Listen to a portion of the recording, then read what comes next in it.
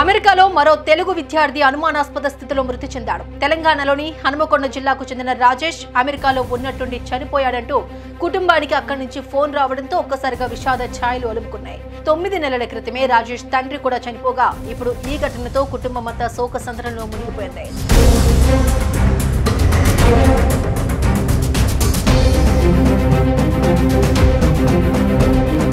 అమెరికాలో మరో తెలంగాణ విద్యార్థి అనుమానాస్పద స్థితిలో మృతి చెందాడు.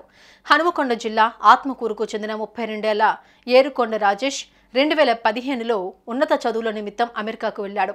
అమెరికాలో ఎంఎస్ పూర్తి చేసిన తర్వాత అక్కడే ఉద్యోగం కూడా తెచ్చుకున్నాడు. మధ్యలో 2 సార్లు స్వగ్రామానికి వచ్చి తిరిగి వెళ్లాడు. అయితే 9 నెలల క్రితమే రాజేష్ తండ్రి చనిపోగా ఆయన అంత్యక్రియలకు కూడా రాజేష్ రాలేకపోయాడు.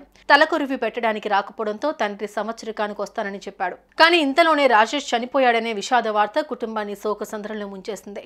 అనుమానాస్పద స్థితిలో రాజేష్ చనిపోయాడంటూ సమాచారం రావడంతో కుటుంబ సభ్యులు కన్నీరు మున్నీరుగా విలపిస్తున్నారు.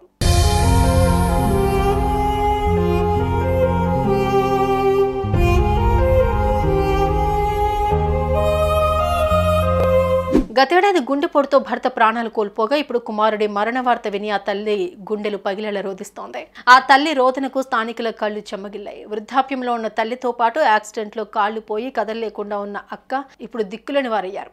ఇప్పటికే ఉన్న ఆర్థిక ఇబ్బందులతో ఏం చేయాలో తెలియక రాజేష్ కుటుంబ సభ్యులు తల్లడిల్లిపోతున్నారు. దయచేసి ప్రభుత్వమే తన కుమారుడి మృతదేహాన్ని స్వగ్రామానికి తీసుకురావాలని ఆ తల్లి వేడుకుంది.